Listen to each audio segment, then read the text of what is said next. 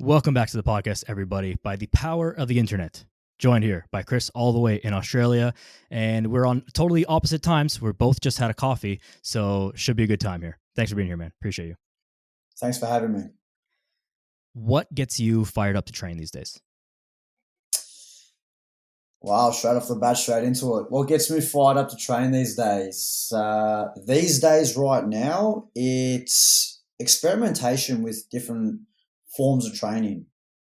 I'm no longer competing as an athlete. I'm training as an athlete, but I'm no longer in the realm of competition with any type of athleticism. So for me at this point, a lot of experimentation's going into my training. So anything that I do come across that I feel that yields results for myself, I start trying that and using my athletes that I have right now as almost like testing guinea pigs, so to speak, and see what results I yield from that. So I don't really have anything regimented and strict at the moment. It's more so, like I said, experimentation and finding new ways to train. With the beautiful thing about the internet, that gets me up exploring different ideologies on how we can best become better human beings and athletes overall.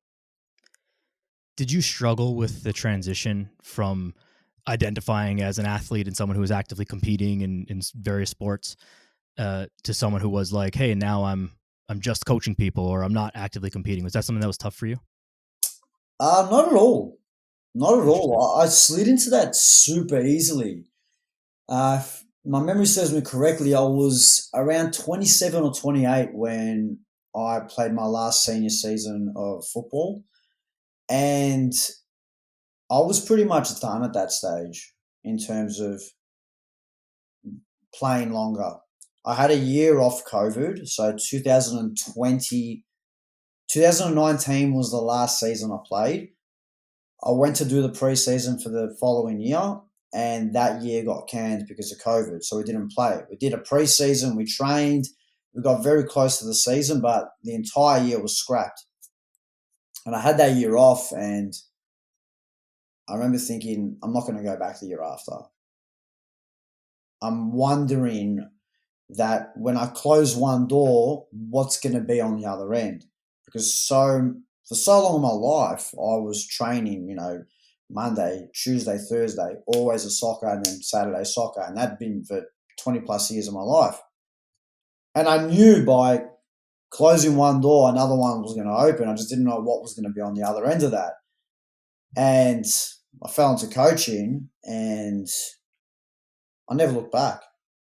It was a way of me staying involved in the game through a different capacity, looking at the game through a different lens.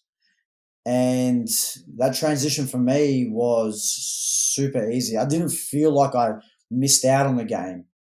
You know what I'm saying? Say, if I was to stop playing and not open another door like I was saying before, sure, I may have missed it, but I still get that dosage just from a different capacity. Yeah, makes sense. My story was different in that I stopped playing. I played soccer as well, but I stopped playing at like a competitive level when I was only like 17 or 18, and kind of was just injuries kind of took me out earlier than I would have liked. And not that I would have gone on to do whatever, but it was like I didn't go out on my own terms type of thing. And so I was refereeing and coaching actual soccer at that time, but I always had that like, damn, I'm not in the game. I'm connected to the game, but I'm not in the game. And so it makes sense that you're saying that you didn't struggle with it as much. One, because you were kind of already done with it. It had run its course for you in your life. But two, there was also like a forced stop. COVID did a lot of shit things, obviously, but it forced stop you. So it's not like the game was going on and you weren't part of it. It just wasn't happening. So you had to find something else to do with your life, right? Yeah, correct. I mean, having that year off, it was essentially the forced door shutting. And that's when I obviously had that good amount of time to have a think about it, and I came to my decision. How do you structure your training then? Obviously, you train mostly athletes. In your opinion, viewpoint, what are the biggest differences between training like an athlete, and that can mean a lot of things, but training like an athlete versus training like a regular person that just wants to be fit and healthy and, not fat and weak? There are big differences, but I believe it doesn't need to be. And I truly believe that when you do train like an athlete, that that is by and large how the human being should be training, should be moving. Because all the type of training that I do, or all the type of training athletes do in the pursuit of becoming better athletes, is really about becoming stronger, moving better, and being able to jump around. And when you combine those three principles to your training, you're actually going to stay younger for longer. And I think chasing longevity, whether you're an athlete or not, just as a human being, is something that we as humans, I believe, should be constantly in the pursuit of. And medicine's always getting stronger. Our knowledge of the human body is always, we're getting a greater understanding of it. People are living the longest that they've ever lived ever since the dawn of human time at this point in time right now. And if you are strong, that's going to obviously keep you alive for longer. If you're able to jump and run, pretty basic athletic movements that do get harder as you get older, but the longer you can prolong your ability to do that, then you're going to have a longer fulfilling life. Think about an old man going for a sprint or running or jogging. For him to be able to put that much load onto his body, he must be very, very youthful. So there are differences, but with me training athletes, I also train some kind of gen pop guys that come under that bracket. And the training that I provide for them is more or less the same. I want them moving around like an athlete. Because sure, that's not to say going to the gym and just hitting some weights is going to be beneficial for you. But if you're training like an athlete, you're going to be able to react to things better. You might trip over as we get older. How many times have you heard of the old man breaking his hip? Now, sure, he may have, weaker bones in that aspect, but if he was training more so like an athlete, he may be able to catch himself from that fall before preventing it from even occurring because he's been training his reactivity, his ability to land, all these sorts of things. So, yes, there's a gap, but I think it's my job to close that gap to expand the longevity in the life of human beings. Yeah, 100% agreed. And that example of the person falling is always, in my opinion, the best example. Very relevant for us here. We're heading into winter. It's snow and ice. You slip and fall. It happens all the time, and people literally die because of that, and not because of the fall, but because you end up in the hospital, and then it's just like this downward spiral of not moving and not doing anything after a broken hip or a broken leg or shoulder or something. And that's the end, and that's really sad. And so being able to maintain that ability to catch yourself or be athletic enough to put a foot out and catch yourself in a quick second is massively overlooked. And this is where I think people like you and I say things like training will save your life and improve every aspect of your life, and it can sometimes be taken by the layperson as a little bit of hyperbole, but I don't think that it is. It's actually extremely accurate. It's just a low percentage chance, but that percentage chance that happens is like, that's the end, or you get to keep going. And so why wouldn't you train and be prepared for it, just in case it happens? That's the way that I think about it. Now, on the training side of things, people who have not been training are, overweight, older, haven't been in the gym or working out or playing sports for 5, 10, 20 years, whatever it is. Very difficult to get that person coming in and jumping around, sprinting, doing quote unquote athletic movements. How do you actually bridge the gap from getting them from like off the couch to moving more like an athlete? What's their progression of the training? Okay, from zero to hero, first and foremost, majority of the time, these people that are completely inactive are that completely inactive. So there's obviously a fine line you got to tune with these people because you have to understand how far behind the eight ball they are. So getting them just to go for a walk may leave them with, a mild amount of soreness. So, you can go two ways about this. You can go hard and go home, but you also have to understand that these people that are so far back there aren't just physically there, they're also mentally there. And you also have to understand that they are weaker mentally. There's no way they'd be in that position right then and there if they weren't weaker mentally. It's not just a physical weakness. And understanding that is important, because sometimes we as coaches need to ground ourselves a little bit and understand that we can't just go track 7 days a week, eat your calories, do this. Theoretically, that's all correct. You're going to get results. Don't get me wrong. However, theory is one thing.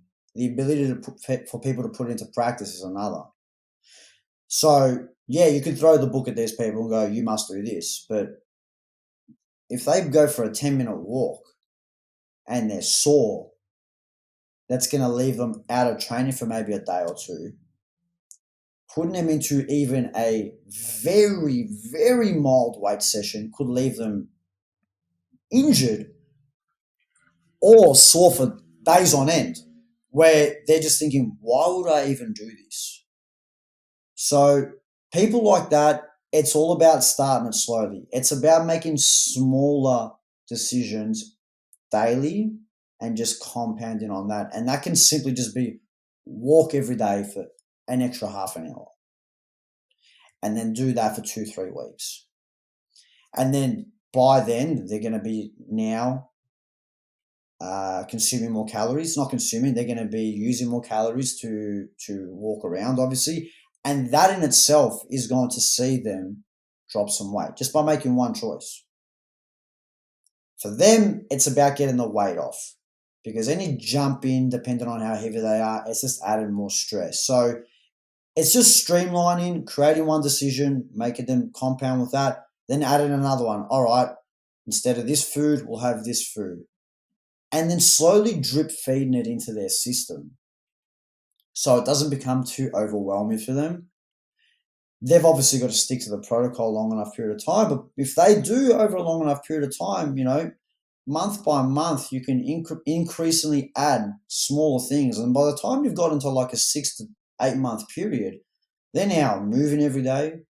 They've probably lost, 10, 15 kilos, depending on how far back they are. Their mood will be increased, and they've now set a far better platform to start building and adding better quality life to their overall lifespan. The key element that I want to just, double click on there that you said is that it's a 6 to 8 month process, not a 6 to 8 week process. Too many people come in and like, hey, I want to get this done really fast, but you're starting from, like you said, literally zero, and you can't just skip steps. That's going to lead you to injury. You're not going to stick with it. There's more negatives than positives that are going to come with it. Anyone can get motivated and like do something really hard for 3 weeks, and that's all fine and good. And sometimes, we can lean into that motivation to help people, move along a little bit. And it's not even motivation. It's more like just a fire got lit under their butt. But it's not lasting. But the thing that's going to transform their life is being able to stick with it. And so it's these tiny changes over time. And then once the body is physically ready, like that's the easy part, is the training. Once the body's physically ready, then you can start jumping, you can start throwing, you can start adding some more athletic stuff in, especially if they are someone who was an athlete previously. They played whatever sport they played.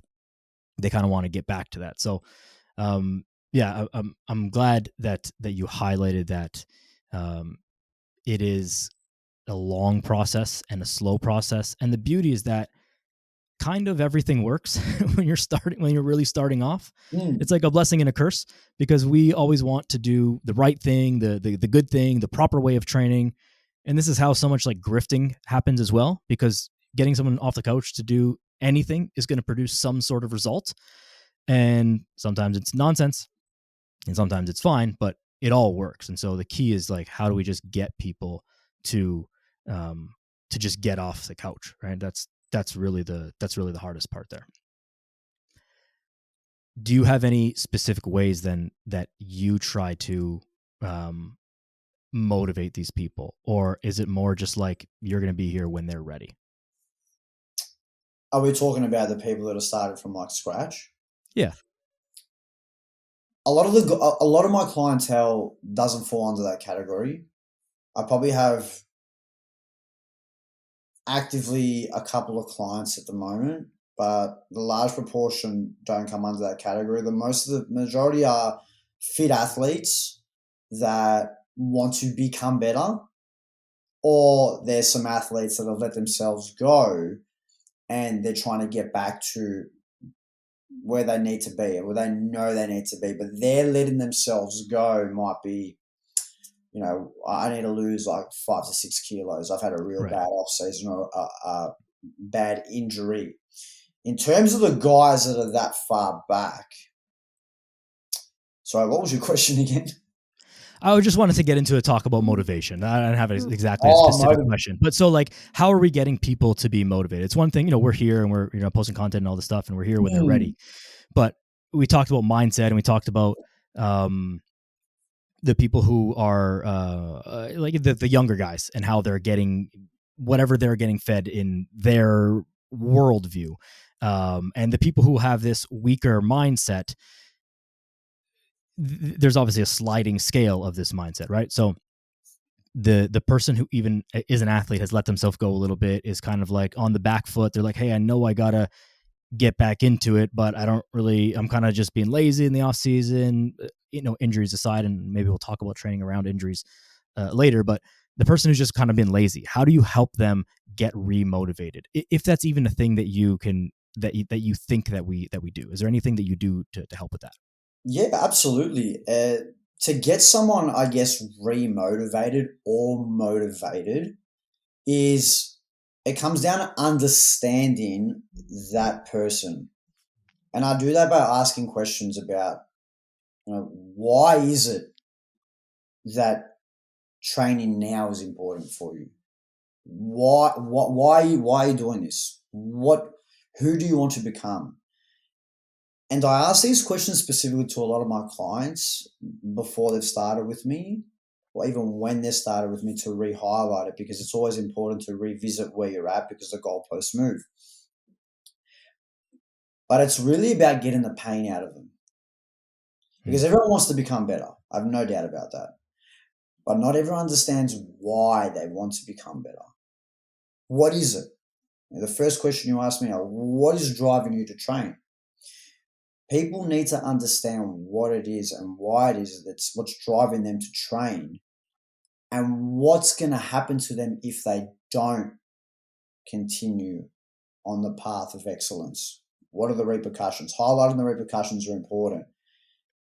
And usually people understand, like I said, they want to get better, but the way I do it is getting them to really, really pay attention to their whys and highlighting them time and time again. The difficult thing it is about being coach is I find you've got to be up and about, and you've got to have this kind of high energy to continue to uplift those people around you. A lot of the clients I got that I coach, I've got to bring the energy there. And a lot of it is bringing the energy. Energy is a beautiful thing. If I'm up and about, I'm jovial, it makes them almost feel bad for being in a mood. They've got to uplift to me, and I don't allow a choice for that to happen. And I can do that in so many different ways. But firstly, it's just, I just put some music on, we're talking, we start uplifting, we do types of training that's going to facilitate that. Reading the room is massive. Keeping them motivated over a long period of time is difficult, because motivation's a feeling that's going to come and go. It's like, I might be happy now, I might be sad tomorrow, but it's giving them an insight of what I also do, because a lot of people as well sometimes, and I forget this, they almost pedestalize coaches like this God Almighty figure. And to some degree, we need to be. You need to have some level of, I guess, authority over your clientele. They need to look up to you in some aspect. And why are they paying you at the end of the day? I mean, they have to. They've got to look up to you. They've got to somewhat want to be you to some extent, or you've got information that they want to get from you. It's got to be one of them or all of them to some capacity.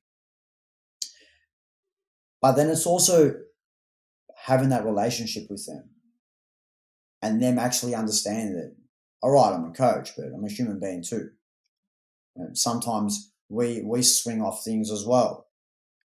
And getting them to understand that and giving them insight on, my life and that, I stuff up as well. But have a look at how many stuff ups I've made throughout the last 10 years. In order to be successful in anything, it's just about making less dumb decisions.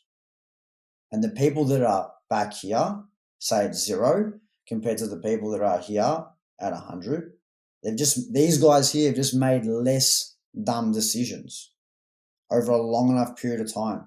Here, they're just constant stuff ups. These are I'm always got bad luck.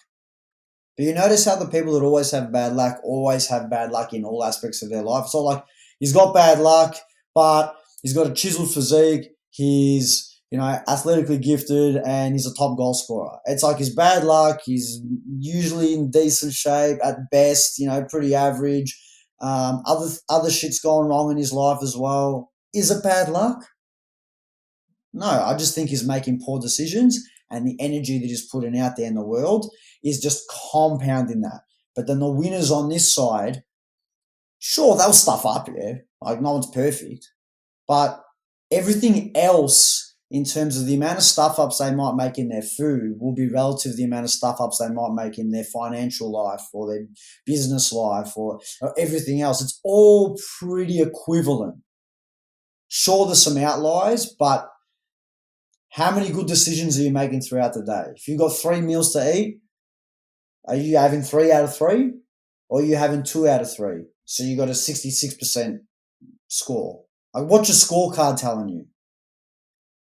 And the more you can make it like a scorecard, it gives them the incentive to see it with numbers, because otherwise they've just been floating around their life.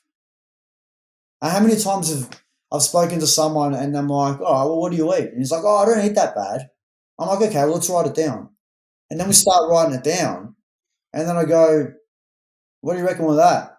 And he's like, shit. I didn't account for those nuts. I didn't account for that, that Slurpee I got. Then I got a chocolate bar. Now, he's only decided that he's had breakfast and dinner. But he's forgotten the small coffee he had, this, and this. And he's equated for an extra 2 meals over the day. But in his mind, I don't eat that much. Until you see the scoreboard. And seeing the scoreboard's important for everybody. Because numbers don't lie. The numbers are there flat out. Well, it can be a reality check to some people. Do you like the number or not? And if you don't, well, then let's work to like that number. Something I've said so often here on the podcast and elsewhere is that awareness is often half the battle. And the food example is the perfect example of that. It's like, hey, let's just write down what you're eating and then let's just see. And then, you've got a bunch of junk on there that you forgot about, didn't realize or whatever. It's like, okay, let's just start by taking that out. Forget calories, forget carnivore, vegan, keto, forget any diets. Just take out the stuff that is obviously doesn't belong. And let's just start there and work with that, right? Someone starting from 0, that alone is going to make a massive improvement. So but another thing that you're mentioning there, you're getting that, and it's a concept that I've really been wrestling with a lot in my head lately, is the way that we motivate ourselves can also be from a trying to get away from something negative. And I think that there's been too much focus on the idea of trusting the process and not trusting the process, but enjoying the process or loving the process. Most people don't love training and don't love eating healthy and going to bed early and all that stuff. But you do like not being overweight, not being sick and not being in pain and these things. And so I think that the people who struggle with motivation can really look at, like, what am I trying to get away from? And if you can wrap your head around that, that can be a more powerful motivator than what you're trying to get to. And it's a slippery slope here. You don't want to be like always focusing on the negative things in your life, but sometimes focusing on, hey, I don't want to be injured. I don't want to be slow. I don't want to be overweight. I don't want to not like the way that I look, can be more powerful than I want a six pack, or I want to be faster on the field, or whatever the positive thing is. Do you try and tap into that a lot more, or is this something you've always kind of noticed? Like, how do you feel about that? A lot of it comes down to the environment. Environmental factors are the biggest trigger points that, people may pay attention for the 1 hour in the gym, but, it's who are they surrounding themselves with? And I warn a lot of people that I work with, and I say, okay, it's all good and well. You want to train, you want to do this, you want to become that, blah, blah, blah, blah. But are you prepared to knock back people in your life? Because that's a reality that is going to occur if you take this as serious as what you sound like you want to become. Because if you start succeeding in, football or whatever it might be, you're now going to put yourself into a different realm where you might be walking into rooms that you've now leveled up to be able to walk into. Now you'll start rubbing shoulders with these guys, that guy, and you might leave people behind because those people behind were essentially validating the level that you were at. Because everyone has their mates, and the reason why we're mates is because they essentially validate your opinion. If you are hanging around the people that you call your friends and they never validated your opinion and you didn't share the same opinions, or you weren't somewhat on the same socioeconomic level, it doesn't really happen. Everyone's kind of on that same wavelength with the same people. There might be, say, a 10-15% adjustment, but your core mates are going to be the same people, more or less.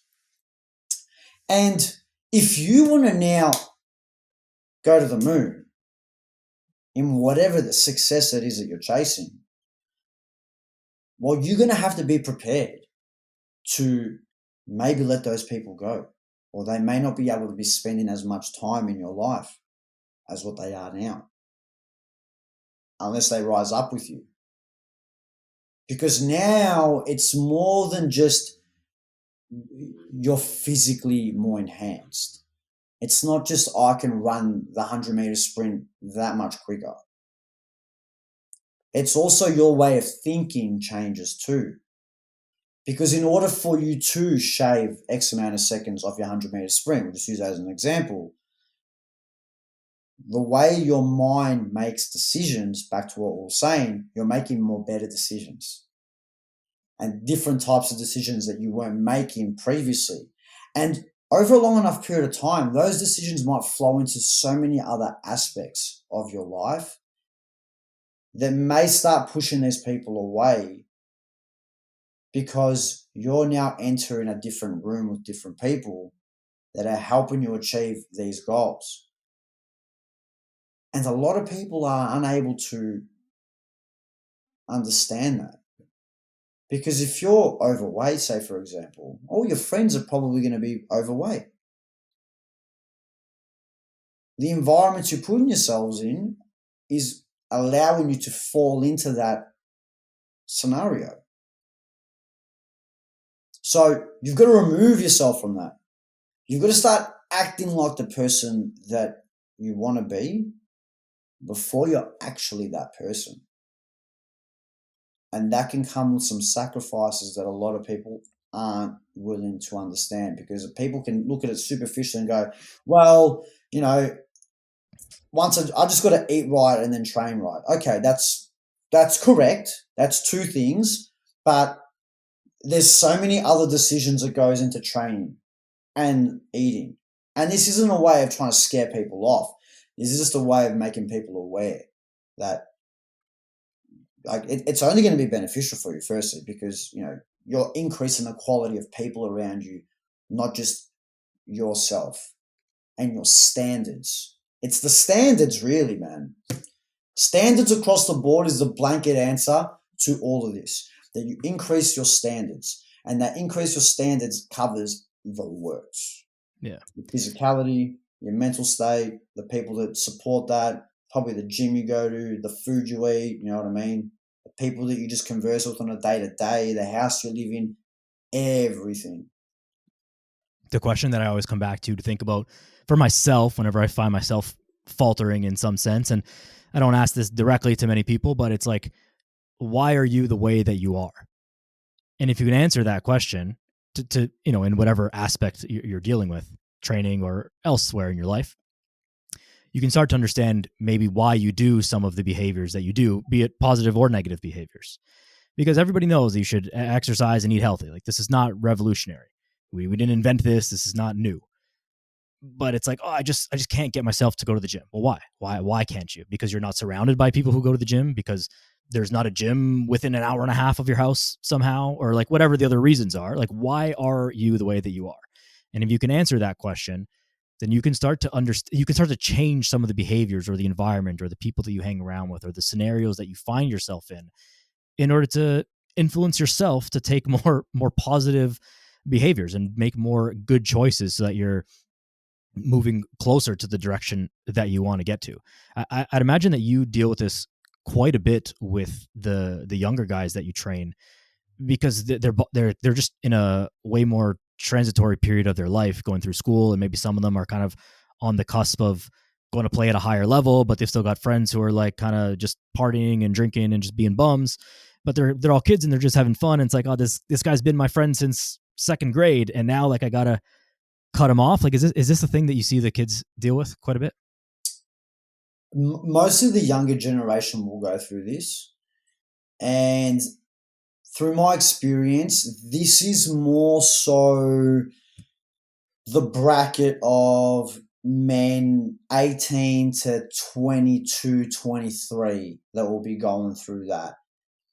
The guys that I coach that are between like 13 and 18, anything under 18 really, it's not quite the case, because they're not legal to go out. It's not Right. legal for an under 18-year-old here in Australia to actually go out to bars, to clubs, and experience that type of adult life. So they're more straight down the arrow, where they'll be at school, they'll be going to church. We've got a lot of churchgoers of clients as well, and they're playing football. Some of them are doing 4 nights a week, just with the club, once with me, and then a session on the weekend. So they don't really have time to even think about anything else. And even if they did, they'd be too tired. Mm-hmm. But some of the guys that I've worked with that become over turn 18, once they turn 18 and they get that experience of going out to the clubs and, seeing girls and all the temptations are thrown at you in life, it's a transitional period for them, because, well, they get a lot more exposure to temptation. And now, for the first time in their life, they're stepping into a realm in which they're becoming adults. And a lot more decisions are being made by them. Whereas when they're in school, the parents tend to make more decisions for their well-being in life. Now it's 18. It's like, well, now you're picking what subjects to do at university. You're picking the roads you're driving on because you can drive. You're picking the clubs. You're now outside of school, so you're selective of your friends. So there's a lot more reason for you to stuff up. There's a lot more chance for you to stuff up. And that's where I find a lot of the 18 to 22-year-olds are like, yeah, but I've been mates with him. I can't say no to him. They're my boys. I went through the same thing. And then, as the years go on, the big group of mates that you once had, just year by year, they shave off, shave off, shave off. And it was funny because I went to a 21st last year or the year before, whenever it was. And I was seeing all the boys there, the 21-year-olds or the 20-year-olds, all celebrating the guy's 21st. And there was this moment where, like, I'm talking like a pack of 20 guys got into a big photo. and they're all like arm in arm. It just reminded me of when I was like 18, 19, 20, where everyone was kind of mates with each other, especially here in Melbourne. We've got such a large Greek population. Everyone, like, if everyone's mates because you're Greek, you play soccer, or, you're Italian, or a combination of the three. And I saw that, and in that moment, I was like, wow, man, that was me and my boys at 21. And everyone thought we were mates because the common connection was, you're either Greek, Italian, or you play soccer. 10 years later, out of that 20, I've got three. And I couldn't be happier with that. But it was just one of those moments where I saw it. I'm like, that's so interesting, man. They've got no idea, what the next 10 years is going to do to that friendship group. And I'd love for them to stick together, but I just know it's not going to happen that way. So yes, the younger guys above 18, they do fall victim to temptation a lot more than, well, I'd say entirely from the ones that I coach that are under 18.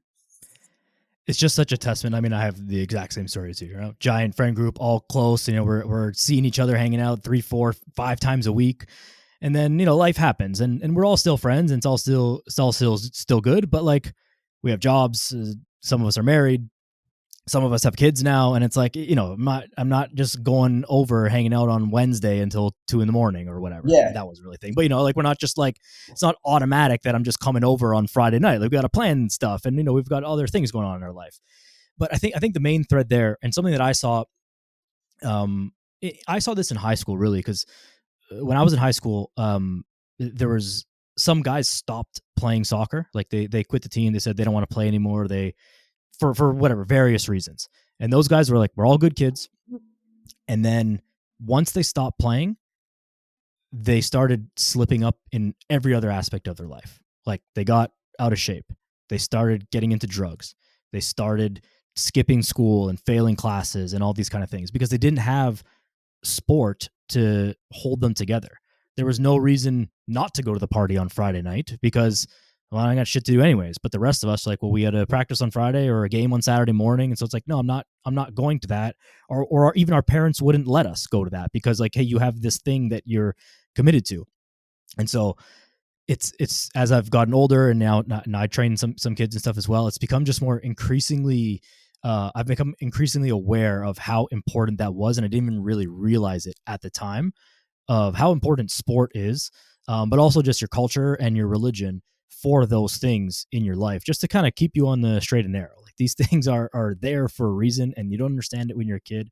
You get a little bit older, and you're like, oh yeah, mom and dad and whoever, like, they were right at the time.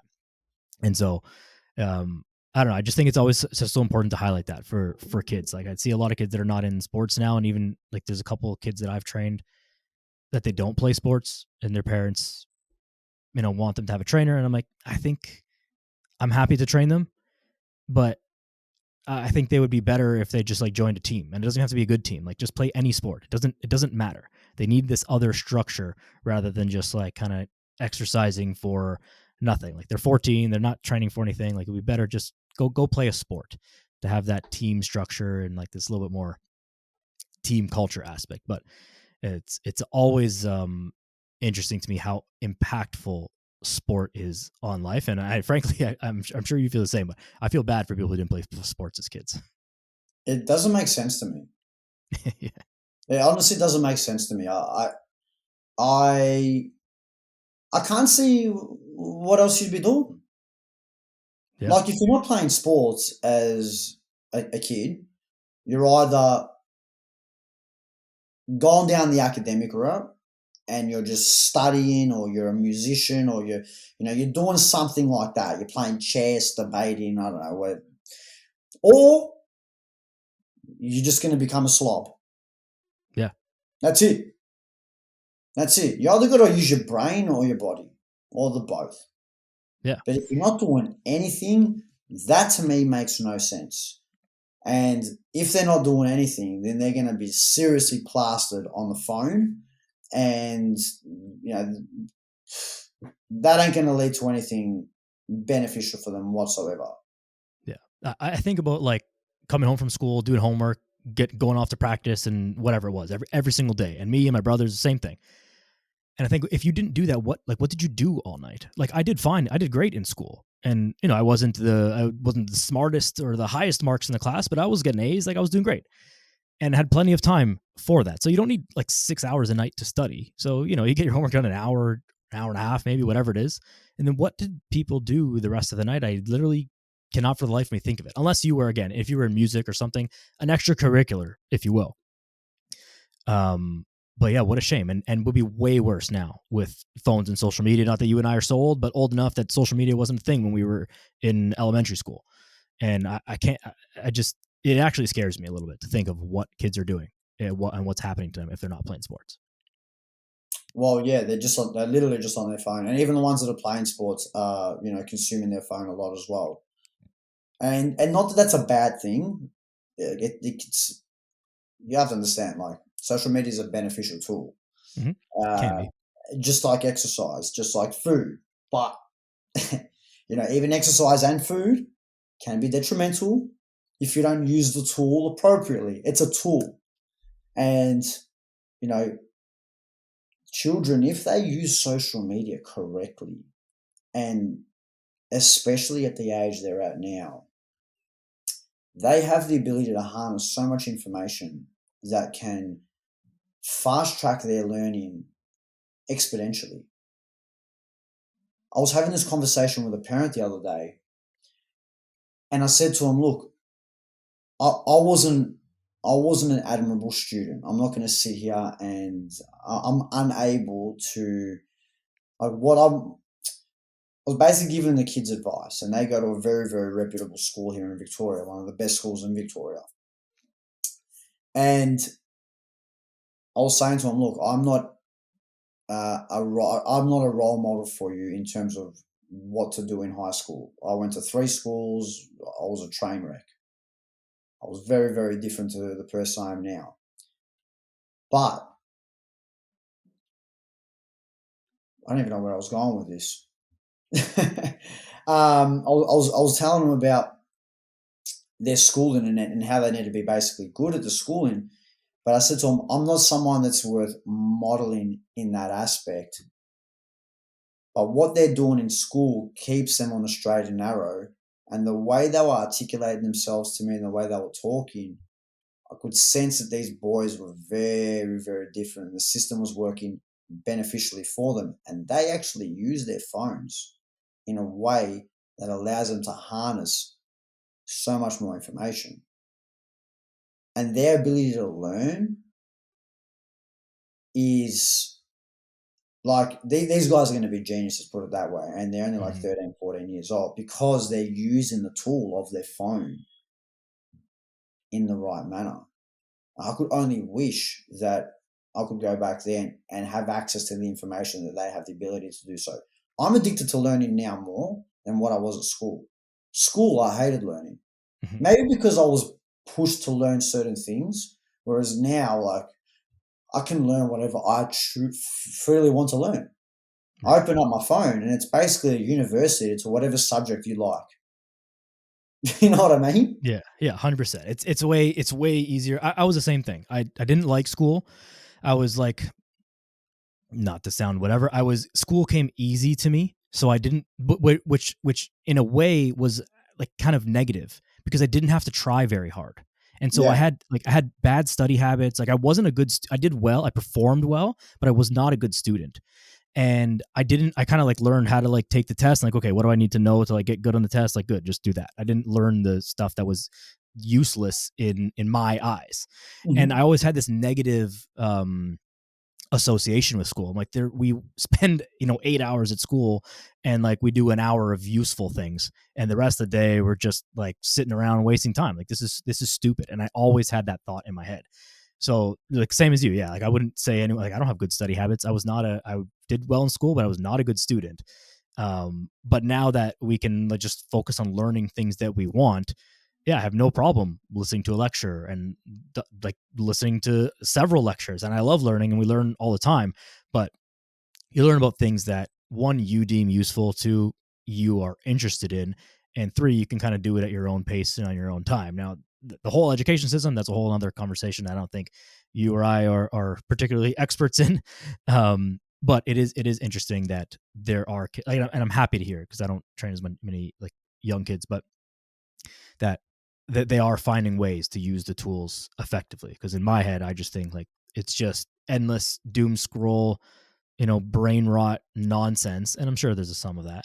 But if they get into that only, that's worse than just going out and causing a ruckus with your friends. At least you learn some life skills and you're outside and messing around. Like that's probably better than just sitting at home and scrolling your phone endlessly.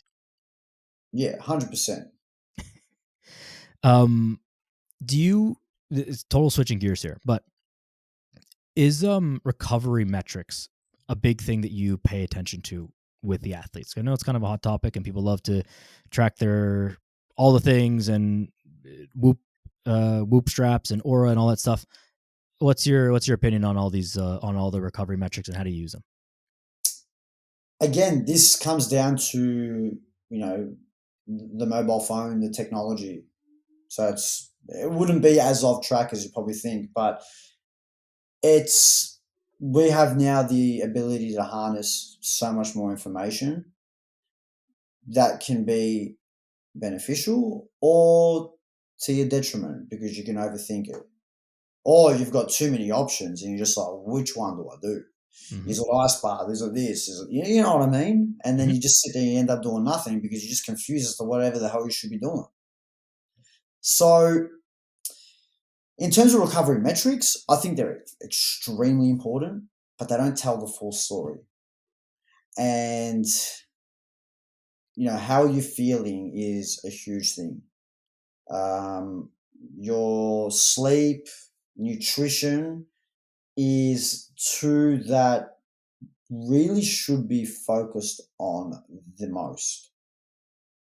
Ice baths, saunas, Normatec boots, and massages, and all these sorts of things, fantastic.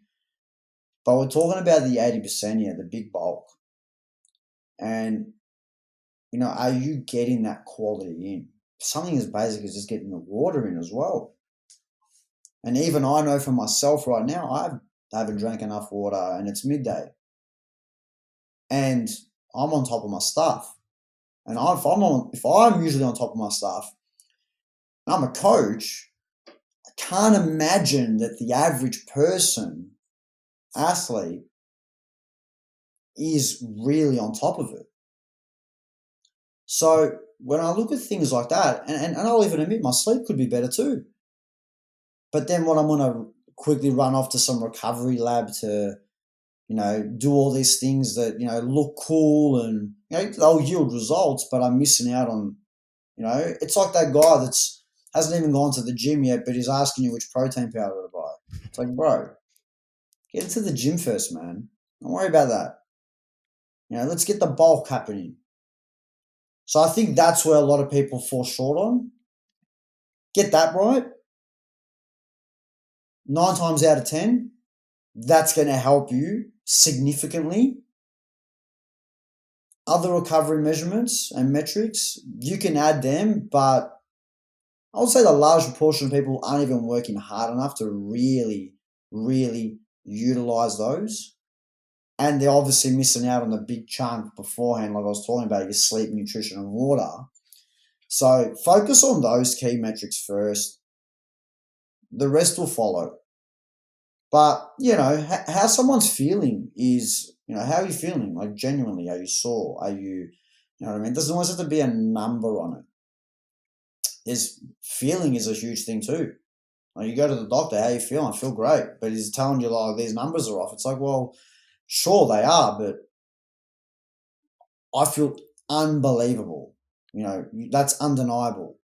So, should I train? Should I not train? And this is what I taught a lot of my athletes. I go, listen to your body. This is where you got to really be in tune with who you are. Listen to your body and understand it. Because the better understanding you have of your body, the better you're going to have in that workout, in that particular session. You're going to make a better decision. on whether you should train or not. But it's a very difficult thing to do. I say I'm letting this roll off my tongue like it's a very easy task, but it's very difficult because as an athlete, it's like, well, I feel great, but I know the week ahead I've got X, Y, Z to do. Or I don't feel so great, but I have to play because we don't have anyone on the bench. So now it's like, sure, I can listen to my body, but I don't have a choice in the matter right now because my health metrics are telling me rest. Mm-hmm. But I've got a game this weekend and I can't just go to my coach and go, hey, sir, the whoop is telling me I've overtrained. No, mate, you've got a duty to do. And this is where it can become difficult with with athletes where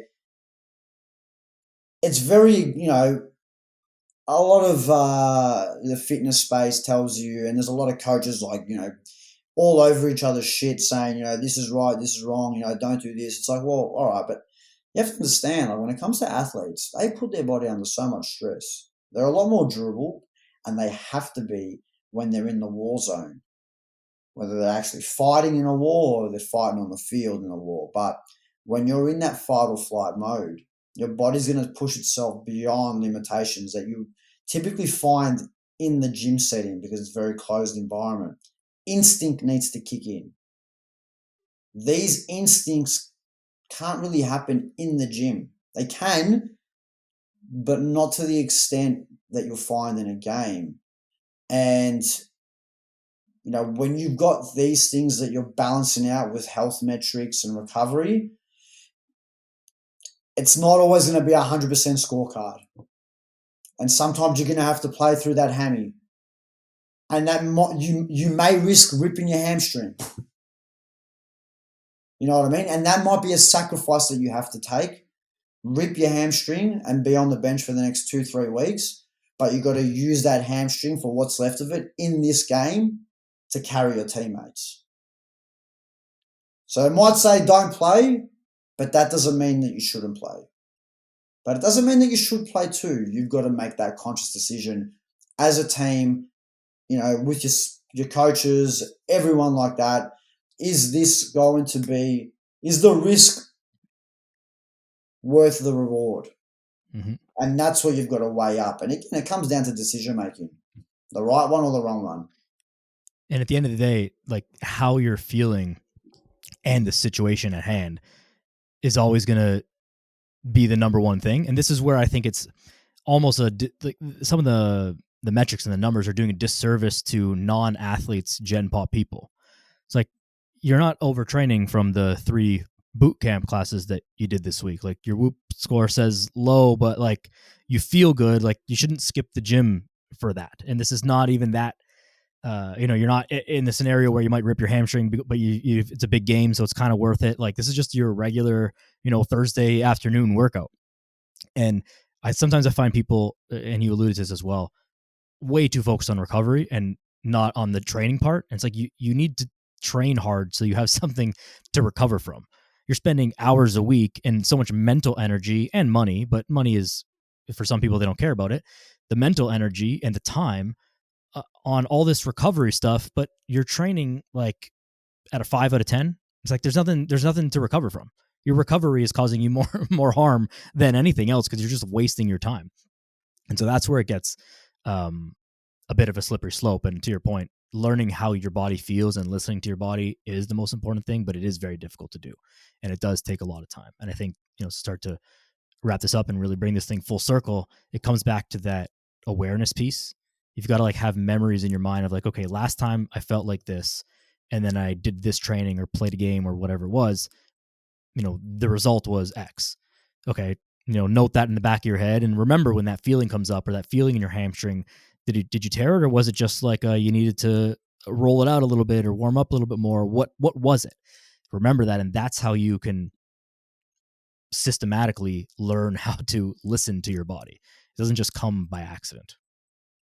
Yeah, for sure. For sure. And sometimes you do need to go through that injury to understand that what you were feeling prior to that injury was an injury causing feeling.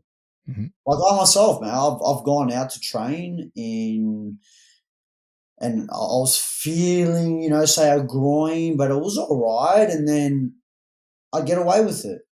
And I'd be like, and that now I've downloaded the data to understand, okay, that wasn't that bad, or I could load it in this certain way.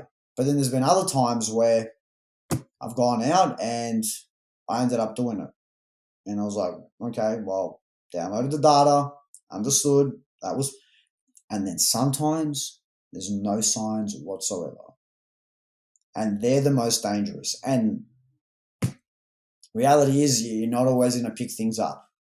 You're just not going to pick things up. And, I've done injuries when it's come out of nowhere and I was 100% sure that I was okay. And this is where it can become real dangerous because you got to find that happy medium between am I being too cautious and now avoiding the game altogether? Or am I being too dumb and constantly getting injured? So that Mm-hmm. balance is absolutely key. And when you do find that, that's when you're obviously going to streamline your results and play more frequently. Because the Yeah, more frequently that you are playing, it's just consistency, man. the being too cautious is an underrated one. I remember one of the injuries I had. I thought I was good to come back. It was a knee. I had tons of knee injuries. I thought I was good to come back in training and or to start playing in the games. And like my coach noticed, and I didn't even really notice this myself, but he's like, in training, you're going into tackles scared. And when he said that, I was like, yeah, like I am.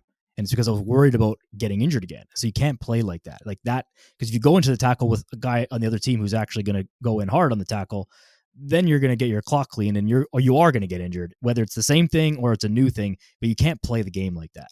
So there's that fine balance between like, hey, is it healed? One, and am I confident in it in the way that it's feeling so that I can actually play the game versus if you can override that and just be reckless, to your point on the other side of the spectrum, you just be reckless and you're like, yeah, it hurts and it feels injured, but like, fuck it, we got to play. If it's not that important of a thing, you're just going to do yourself a disservice and you'll be out for 8 months now when you could have been back in, another 6 weeks.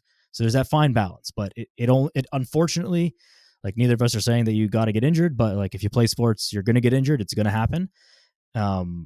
You got to download the data and make sure that you're paying attention to these things so you can like learn from it every single time that it happens. The only way to find where the line is to cross it, unfortunately. And so sometimes you're gonna have to cross that line and pray that it all works out in the end. Anything else that you want to chat about today, man? We covered kind of a lot of ground. Anything you feel like we left off the table that you want to get off your chest?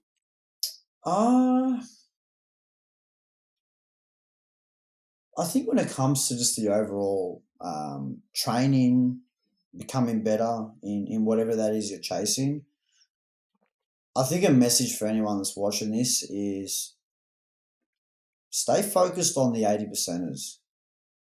Stay focused on the big things. And that's basically just showing up every day, doing the work. Don't get distracted by the little one percenters, the things that look cool, the new shiny objects. Bottom line is that whatever journey you're on, that it's always the long game. And that doesn't mean shy away from fast tracking results and this and that. They can all work, but the journey's forever. And my ultimate philosophy is longevity in anything that you're doing. The longer that I can do something for at my best ability, then you're going to be able to enjoy your life a lot more. Like the fact that I'm 33 years old right now, I'm jumping, running, fighting. My goal is to sustain that for as long as possible. Because how I feel right now is better than I've ever felt in my life. And way better than when I was 25, way better than when I was 22. And I arguably shouldn't be, based on what a lot of people say. But that just hasn't come because I've snapped my fingers and God's blessed me randomly. It's because I've done the work to allow that to occur. And that can be the same for everybody. With the information we have at our fingertips, 40 is becoming the new 20. You always hear it, and it's legit. Look at Cristiano Ronaldo. He's still banging in goals, having a laugh, because he has the information and he's applying it, and the simple things are working. Do them long enough periods of time, then you can fine tune your stuff. But the journey's forever. I plan on training till the day I die. I honestly tell people that if I don't have a six pack, I'm not Chris Tahmazis. Straight out. That's a definitive thing for me, and I will ensure that I sustain that forever. That's a great message, man.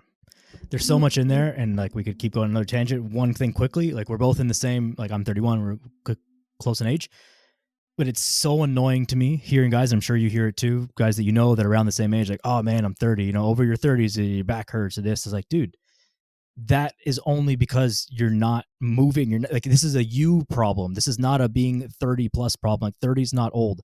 If you feel old when you're 30, like what are you going to do when you're 70, 80? Like you're going to be just completely useless. And there's no way anyone wants that.